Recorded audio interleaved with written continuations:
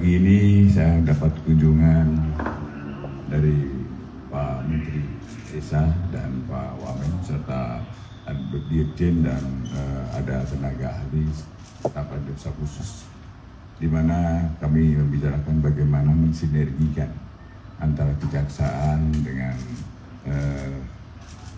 Kementerian Desa, dan tentunya ini adalah dalam rangka mewujudkan apa yang menjadi cita-cita kita bersama dalam mencesakan desa.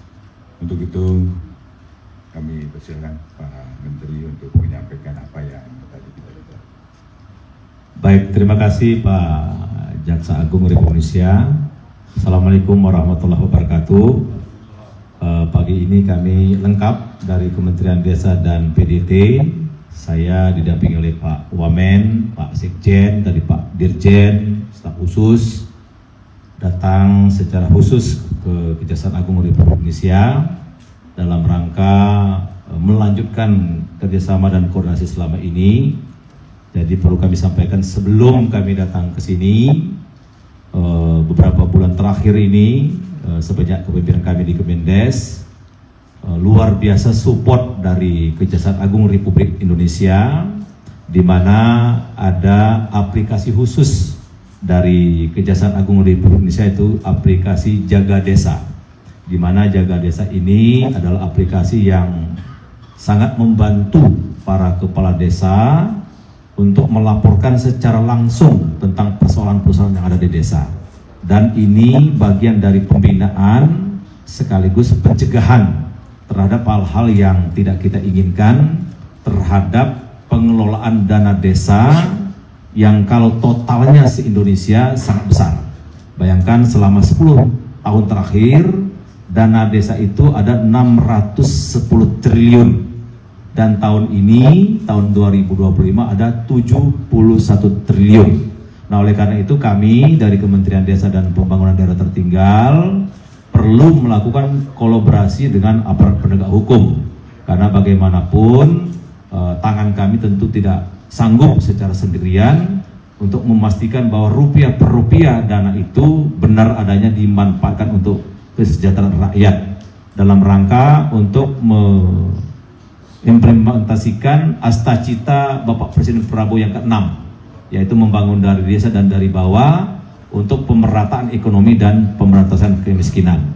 Jadi sekali lagi kami ucapkan terima kasih Pak Jaksa Agung yang sudah luar biasa untuk membantu atau melakukan supervisi kepada kami sehingga dana desa itu benar-benar bisa digunakan. Nah, ke depan tentu kerjasama ini akan semakin kami intensifkan sehingga pencegahan, apalagi tadi kami bicarakan banyak kepala desa itu memang tidak paham tentang pertanggungjawaban keuangan. Nah, inilah tanggung jawab kami bersama untuk meningkatkan sumber daya manusia para kepala desa termasuk staf desa, sehingga dalam memanfaatkan keuangan negara mereka semakin hari semakin baik. Nah, kira-kira gitu inti pokoknya.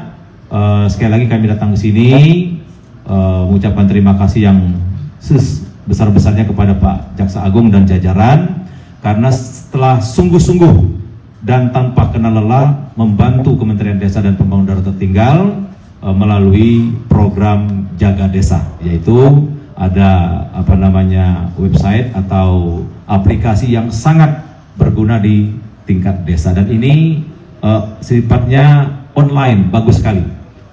Semoga nanti dengan aplikasi ini para kepala desa tidak mengalami kesulitan dalam bertanya ataupun minta jalan keluar bila mana ada hambatan-hambatan di tingkat desa.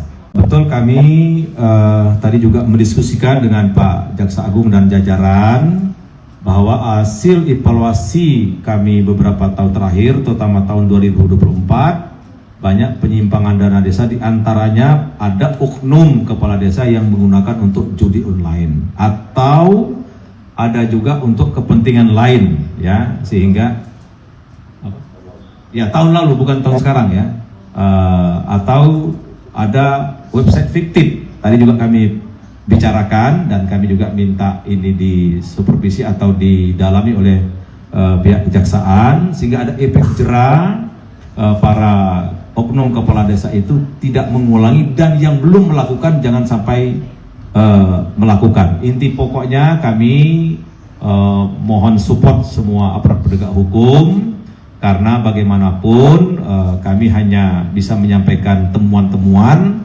tapi yang bisa memproses atau bisa mendalami fakta-fakta yang ada di lapangan itu tentu aparat penegak hukum. Jadi tadi kami sampaikan juga bahwa ini menjadi salah satu concern, dan yang paling penting rekan-rekan wartawan, karena atas arahan Bapak Presiden hasil dari rapat terbatas kabinet 2 minggu lalu, dalam waktu yang tidak lama akan ada koperasi desa merah putih. Nah, ini akan lebih banyak lagi dana masuk ke desa, akan banyak lagi usaha-usaha masuk ke desa. Ini juga kami sampaikan tadi, jangan sampai program yang bagus tapi disalahgunakan atau tidak direspon dengan baik oleh para kepala desa dan aparatnya. Jadi tadi kami sudah sampaikan juga, koperasi desa merah putih ini harus kita dukung 1000%, karena ini insya Allah bisa menciptakan bangun desa, bangun Indonesia, dan bisa merealisasikan Astacita ke-6 Bapak Presiden Prabowo. Persoalan data, berapa angkanya, kemudian siapa oknumnya, sudah lengkap kami dapat dari PPATK, dan itu kami serahkan kepada aparat penegak hukum. Biarlah aparat penegak hukum yang akan mengungkap secara lugas dan terang benderang. Jadi kami di pihak yang meminta untuk aparat penegak hukum tentu sudah kami serahkan. Kami tidak akan menyampaikan secara detail nama kepala desanya siapa, berapa jumlahnya, di desa mana, bulan berapa dia melakukan perbuatan tidak benar, itu semuanya sudah kami serahkan. Tinggal nanti mohon aparat penegak hukum lah yang akan kita minta untuk menelaah lebih jauh tentang perbuatan melawan hukum itu.